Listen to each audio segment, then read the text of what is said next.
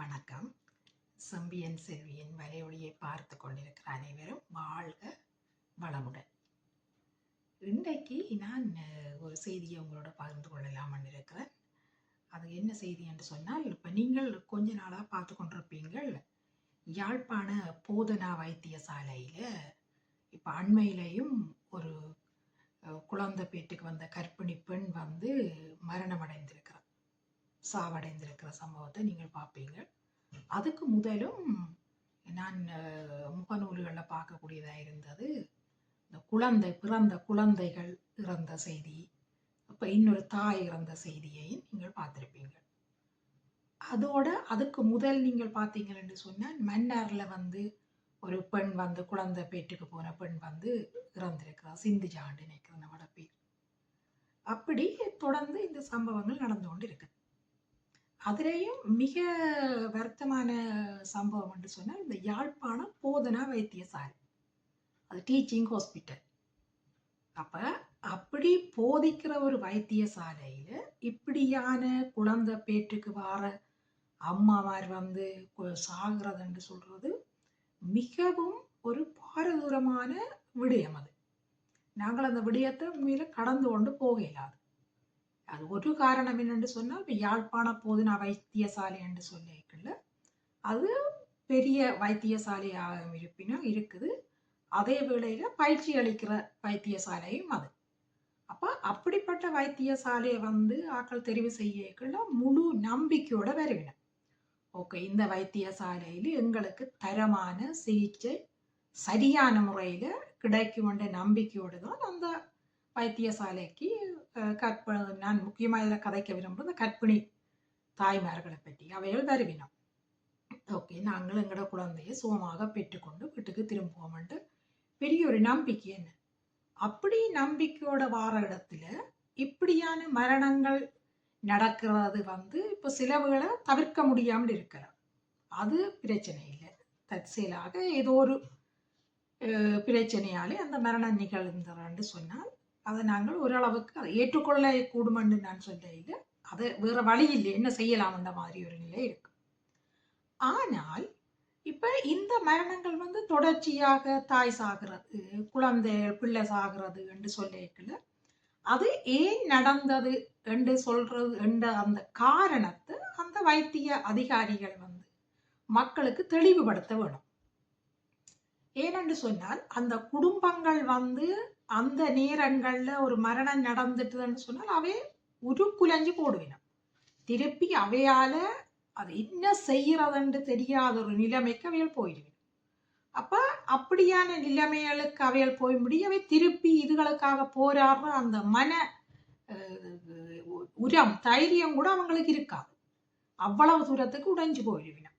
அப்படி இருக்கிற சந்தர்ப்பத்துல அந்த வைத்திய அதிகாரி, இப்ப யாழ் போதனா வைத்தியசாலை என்று சொன்னால் அந்த வைத்திய அதிகாரி இப்படி சம்பவங்கள் மகப்பேற்றில தாய் சாகிறதோ இல்லாட்டா குழந்தைகள் சாகிற சம்பவம் நடக்க அதுக்குரிய சரியான விசாரணையை செய்து என்ன காரணத்தாலே அந்த சம்பவம் நடந்தது என்று சொல்லி வெளியில சொல்ல வேணும். அந்த சமூகத்துக்கு சொல்லதான் சமூகத்துல உள்ள மற்றாக்களும் அந்த நோக்கு இந்த காரணத்தால தான் இது நடந்திருக்குது, ஓகே இது தவிர்க்க இல்லாத ஒரு காரணம், அதால நாங்கள் மீண்டும் இதுக்கு போறது இது பாதுகாப்பா இருக்கும். ஏன்னா அந்த சம்பவம் தவிர்க்க இல்லாமல் நடந்ததை தவிர மற்றும்படி அங்க எங்களுக்குரிய மகப்பேற்றுக்குரிய பாதுகாப்பான எல்லா வசதிகளும் அங்க இருக்குன்னு சொல்லி அங்க மக்கள் நம்பி அந்த வைத்தியசாலையை போகக்கூடியதா இருக்கும். ஆனால் இவியல் எதுவுமே செய்யாமல், எந்தவித விசாரணையும் செய்யாமல், அந்த காரணங்களையும் வெளியில விடாமல் எல்லாத்தையும் மறைச்சு கொண்டு இருக்கேக்குள்ள அங்க மக்களுக்கு அந்த வைத்தியசாலையில இருக்கிற நம்பிக்கை தன்மை என்று சொன்னது இல்லாமலே போகும். உண்மையில இந்த பொறுப்பான அதிகாரிகள் இப்படியான சம்பவம் நடக்க உடனடியாக விசாரணை செய்து காரணத்தை வெளியில சொல்ல வேணும், அந்த மக்களுக்கு சொல்ல வேணும். எங்கட வைத்தியசாலை பாதுகாப்பானது, மகப்பேற்றுக்கு தரமான வைத்தியசாலை, எல்லா வசதிகளும் இருக்கு, ஆனா இப்படி எங்களால் தவிர்க்கிற ஒரு காரணம் தான் இதுக்கு இந்த இறப்புக்கு காரணமா இருந்தது என்று சொல்லி அந்த மக்களுக்கு சொல்ல வேணும். ஆனால் எங்களிடங்களை பொறுத்தளவில் உங்களுக்கு தெரியும், என்ன வைத்தியர்கள் முடிசூடா மன்னர்கள் மாதிரி தான், மன்னிக்க வேணும் இந்த சொல்ல நான் சொல்றதுக்கு. ஆனா அவையிட்ட யாருமே கேள்வி கேட்கலாது. அவையிட்ட இருந்து சரியான பதில் மக்களுக்கு கிடைக்காது. ஏனென்று சொன்னால் அவைகளுக்கு மக்களை பொறுத்தளவில் அவைகள் நினைக்கிறது நாங்கள் யாருக்குமே பொறுப்பு கூற வேண்டிய தேவையில்லை. ஆனா உண்மையா வைத்தியர்கள் மக்களுக்கு பொறுப்பு கூற வேணும். அது தாதிமாரா இருந்தா என்ன, வைத்தியர் என்று சொன்னா என்ன, அந்த சேவையை அவை மக்களுக்கு வழங்கினோம். அந்த சேவையில ஏதாவது ஒரு பிரச்சனையோ ஒரு அசம்பாவிதம் நடக்கல அது சம்பந்தமான விளக்கம் கொடுக்கணும் அந்த மக்களுக்கு. இன்ன காரணத்தாலதான் இந்த சம்பவம் நடந்ததுன்னு சொல்லி. அண்மையில அந்த இளம் தாயை நீங்கள் பாத்தீங்கன்னு சொன்னா பெரிய கோரமான சம்பவம் என்ன. ஒரு ஒரு ஒரு எதிர்காலத்தில் எவ்வளவு ஆசைகளோட கனவுகளோட அந்த குழந்தையை பெற்றுக்கொள்றதுக்கு வந்த தாய் மரணம் அடையலாம். ஆனா அதுக்குரிய சரியான விளக்கமோ எந்த விதமான தகவல்களும் யாருக்குமே வழங்கப்பட இல்லை. உண்மையில இந்த வைத்திய அதிகாரி இதுக்கு பொறுப்பேற்று அவர் என்ன நடந்ததுன்னு சொல்ல வேணும். எல்லா வைத்தியர்களும் வெளிநாடுகளுக்கு வரையினோம், பயிற்சி பெறுகினோம், போகினோம்.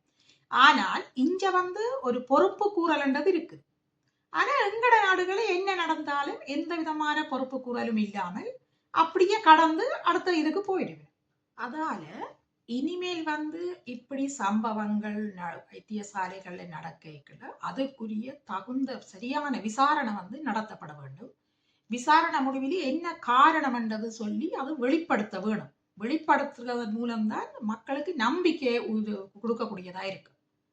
இப்ப யாழ்ப்பாண பொது வைத்தியசாலையை பொறுத்தளவில், போதனா வைத்தியசாலையை பொறுத்தளவில் அது ஒரு முக்கியமான மிகப்பெரிய வைத்தியசாலை. அந்த வைத்தியசாலையில மக்களுக்கு நம்பிக்கை இல்லாமல் போக மக்கள் தனியார நாடுறதுக்குரிய சந்தர்ப்பங்கள் கூடுதலா இருக்கு. ஆனா அது பெரிய ஒரு ஆபத்தை கொண்டு வந்து கொடுக்கும். என்னன்னு சொன்னால் தனியார் அதுவும் யாழ்ப்பாணத்துல உண்மையிலே அந்த மெடிக்கல் மாஃபியா என்று சொல்ற அளவுக்குத்தான் அங்க நிலைமை இருக்கிறது என்று சொல்லி அங்க வைத்தியத்துறையில பயன்பெறுகிற நிறைய ஆட்கள் சொல்லிடுறேன். இப்ப யாழ்ப்பாண வைத்தியசாலை போனா அவைய தனியார் தங்களின் தனியார் வைத்தியசாலை காக்களை வர சொல்றது, அங்க மருந்துகளை பெற்றுக்கொள்ள சொல்றது, இப்படி கனப்பிரச்சனை உண்மையில நான் நிறைய ஆட்களோட தொடர்பு கொண்டு கதை கேட்க இந்த இதுகளை சொல்லிக்கணும் மக்கள். அப்ப அது இப்ப கஷ்டத்துல இருக்கிற மக்களுக்கு அது உண்மையில சாத்தியப்படாத ஒன்று. தனியார் வைத்தியசாலைக்கு அதுவும் அதிന്റെ அந்த கட்டணம் எல்லாம் மிக பெரிய அளவில் இருக்கு. அப்ப உண்மையிலே அது சாதாரண வறிய மக்களும் மிகவும் அவைகள் சரியான முறையில பாதிக்கப்படுகின்றன. அப்ப இவைகள் உண்மையில இந்த வைத்திய இந்த மகப்பேற்று பிரிவில குழந்தைகள் சாகிறதோ தாய்மார் சாகிறதோ பிரச்சனையை சரியான முறையில விசாரணைக்கு உட்படுத்தி என்ன நடந்தது என்று சொல்லுறது தெளிவுபடுத்த வேணும். எல்லா மக்களுக்கும் சொல்லணும். அது ஊடகத்துக்கு முன்னால சொல்லணும். அவ இந்த சம்பவம் தான் நடந்தது, இதாலதான் இப்படி நடந்துருச்சு. அங்க ரகசியமா வைக்கிறதுக்கு எதுவுமே இல்லை. இரண்டாவது உயிர்கள் சம்பந்தப்பட்ட பிரச்சனை. மற்ற எங்கட ஏற்கனவே அங்க குழந்தை பேர் மிக குறைவா இருக்கு. அப்படியான இடத்துல அந்த குழந்தைகள் பெற்றுக்கொள்ளும் போது தாய்மாரோ குழந்தைகள் சாகிறது என்று சொல்றது பயத்தையே உருவாக்கும். அப்ப இவைகள் இல்ல நாங்கள் போதனா வைத்தியசாலையில இலவசத்திலேயே குழந்தைகளை நாங்கள் சரியான முறையில நாங்கள் பெற்றுக் கொடுக்கலும் என்ற அந்த உறுதியை உண்மையில யாழ்ப்பாண வைத்திய அதிகாரி மக்களுக்கு ஊடகங்களுக்கு முன்னால சொல்ல வேண்டும். அவைகளை சொல்ல வைக்கிறதுக்கு இனி என்றாலும் நாங்கள் அந்த வைத்திய துறையில சேவையை பெற்றுக்கொள்ற மக்களின் பாதுகாப்புக்கு சொல்லி ஒரு அமைப்பை உருவாக்க வேணும். எவ்வளவோ அறம் சார்ந்து சிந்திக்கின்ற சமூகத்தை நேசிக்கிற வைத்தியர்கள் நிறைய இன்னும் இருக்கிறோம் எங்களோட நாட்டில். நாங்கள் எல்லாரையும் குறை சொல்லக்கூடிய. அப்ப அப்படியான மனநிலையில இருக்கிற ஆட்கள் வைத்தியத்துறையில உள்ள ஆட்கள் சமூகத்தை நேசிக்கிற ஆட்கள் எல்லாம் சேர்ந்து இந்த வைத்தியத்துறைக்கு வைத்தியசாலையில போய் சேவை பெற்றுக்கொள்ற ஆட்களுக்கு நடக்கின்ற இப்படியான சம்பவங்களுக்கு என்ன நடந்தது என்று சொல்லி கேள்வி கேட்கிறதுக்கு ஒரு அமைப்பு நிச்சயமாக உருவாக்கப்பட வேண்டும். நாங்கள் இவ்வளவோ போராட்டங்களை நடத்தி சமூகத்தின் உயர்ந்த நிலையில ஒரு நாடு வேணும் என்று சொல்லி போராடின ஆட்கள் நாங்கள் இந்த ஒரு சாதாரண ஒரு அமைப்பை கூட உருவாக்க முடியாமல் இருக்கிறது உண்மையில வேதனையான விஷயம். ஏனென்று சொன்னால் அந்த இறப்பு நடந்துட்டால் அந்த குடும்பங்களால தனித்து நின்று இவைகளோட போராட இயலாது. ஏனென்றால் இவைக்கு செல்வாக்கு கூட இருப்பினும் வைத்தியர்களுக்கு செல்வாக்கு இருக்கு, தாதிமார்களுக்கு செல்வாக்கு இருக்கும். அப்ப தனிச்சு அவைகளால தங்களுக்கு என்ன நடந்தது தங்களோட குடும்பத்தாருக்கோ மனைவிக்கோ இல்லை நடந்த குழந்தைக்கு என்ன நடந்துட்டு கேள்வி கேட்கலாம். அப்ப அந்த கேள்விகளை இந்த பாதுகாப்பு அமைப்பு கொண்ட உருவாக்கி அதன் மூலம் நாங்கள் கேட்டு மக்களுக்கு தெளிவுபடுத்த வேணும். உண்மையிலே என்ன நடந்தது என்று சொல்லி இனிமேல் அப்படி பிள்ளைகள் நடக்காதவருக்கு இந்த விசாரணை மிகவும் அவசியம். ஒரு பிழை அப்படி ஒரு மனித பிழை நடந்துட்டாலும் அந்த பிழை திருப்பி நடக்காத முறையில ஏன் அந்த பிழை நடந்தது என்று சொல்லி அந்த விசாரணை அறிக்கை எடுத்து அவைகள் அங்குள்ள தாதிமாருக்கு சரியான பயிற்சி கொடுத்து வைத்தியர்கள் சரியான முறையில அதுக்கு அவர் கூட அந்த பயிற்சியை சரியா பெற்றுக்கொள்ளணும். என்ன ஒரு தாயும் குழந்தையும் அவைகளை நம்பித்தான் அங்க வரையில அப்படி வரைக்கும் அதுக்குரிய பாதுகாப்பு சரியான முறையில வழங்கி அவர்களை சுகமாக திரும்ப அந்த குடும்பத்தார்கிட்ட கொண்டு ஒப்படைக்க வேணுமே. பொதுவா மன்னார்ல எல்லாம் முந்தி நடக்க பாத்தீங்கன்னு சொன்னா பெரிய ஆர்ப்பாட்டங்கள் எல்லாம் நடந்தா அப்படியே அது முடிஞ்சது. அதுக்கு பிறகு திருப்பி அதை பற்றி எந்த கதையும் இல்லை. அவர்கள் போய் உண்மையில அதுக்கப்புறம் நீதிமன்றத்துல என்ன நடந்தோட இருக்குமே அது முடிய பிறகு திருப்பி யாழ்ப்பாணத்துல இப்படி சம்பவங்கள் தொடர்ச்சியா நடந்து கொண்டிருக்குது. உண்மையிலே இது தவிர்க்கப்பட வேணும். இதுக்கு அந்த யாழ்ப்பாண வைத்திய அதிகாரி பொறுப்பு கூறி என்ன நடந்தது என்று சொல்லி இவ்வளவு நாளில் நடந்த சம்பவங்களுக்கு எல்லாத்துக்குமே அவர் காரணம் விளக்கம் கொடுத்து மக்களுக்கு உறுதியை கொடுக்கணும். இனி இப்படி ஒரு சம்பவம் நடக்காது, நடக்க நாங்க விட மாட்டோம். எங்களால் முடிஞ்ச அளவுக்கு சரியான தரமான சேவையை நாங்கள் கற்பிணி பெண்களுக்கும் அந்த குழந்தைகளுக்கும் கொடுப்போம் என்று சொல்ற அந்த உறுதியை வழங்குறதுக்கு இந்த ஒரு பாதுகாப்பு அமைப்பொண்டு, இந்த சேவையை பெற்றுக்கொள்ற மக்களுக்கான பாதுகாப்பு அமைப்பொண்டு உருவாக்கப்பட்டு அவர் இந்த வைத்தியத்துறையோட தொடர்பாளர்களை கொண்டிருக்க வேணும்.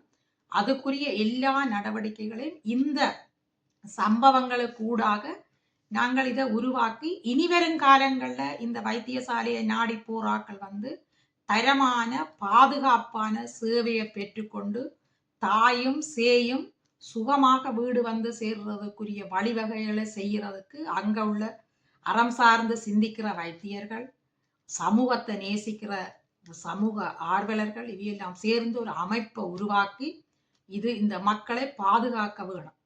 ஏனென்று சொன்னால் உண்மையிலே எங்களோட மக்கள் மிகவும் எவ்வளவோ போரால பாதிக்கப்பட்டு வலி வேதனைகளை கடந்து வர மக்கள் திரும்பவும் இந்த மகப்பேற்றில போய் இறக்குறது, குழந்தை இறக்குறது என்று சொல்றது மிகவும் வலியும் வேதனையான விஷயம்.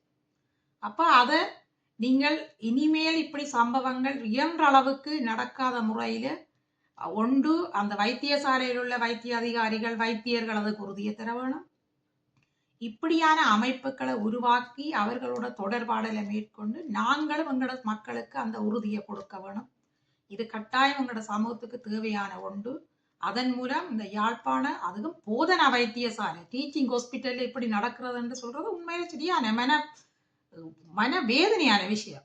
அப்ப திருப்பி இது நடக்காத முறையிலே அவைகள் அது சம்பந்தமான ஒரு விசாரணை நடத்தி உண்மையில அந்த விசாரணை பொதுமக்களுக்கு வெளியில விட வேணும் என்ன நடந்ததுன்னு சொல்லி அப்படியான முயற்சிகளை அங்க உள்ள ஆட்கள் எடுக்க வேணும் என்று சொல்றதுதான் நான் இந்த வீடியோவை பதிவு செய்கிறேன். ஏனென்றால் உண்மையா அதை பார்க்கல சரியான மனவேதனையா இருக்குது. எவ்வளவோ கனவுகள் ஆசைகள் ஒரு குழந்தைய நாங்கள் பெற்று எடுக்கிறதுன்னு சொல்றது அவ்வளவு விஷயம். இதே ஆஸ்பத்திரியில வேலை செய்கிறார்கள் யோசிக்கணும். அவே வைத்தியர் அவற்ற மனைவி பிரவசத்துக்கு அவர் எவ்வளவு சேவையை வழங்குவார். தாதிமார் தங்களின் பிள்ளைகள் வந்தால் தங்களோட சகோதரங்கள் வந்தால் எவ்வளவு சேவையாவே வழங்குவேன். மற்றது அந்த உயிரோட 2 பேரையும் காப்பாற்றுறதுக்கு என்ன முயற்சி செய்வேன். அதே முயற்சியை எல்லா மக்களுக்கும் கொடுக்கணும். அதை பற்றி தான் நான் 2 கதைக்கலாம் இருந்தேன். திருப்பி இன்னொரு வீடியோல சந்திப்போம். இந்த தகவல் உங்களுக்கு பயனுள்ளதா இருந்தால் நீங்கள் லைக் பண்ணுங்க, இதை ஷேர் பண்ணுங்க, பகிர்ந்து கொள்ளுங்க, விருப்பம் தெரிவிங்க, பகிர்ந்து கொள்ளுங்க. நன்றி. இன்னொரு காணொளியில சந்திப்போம்.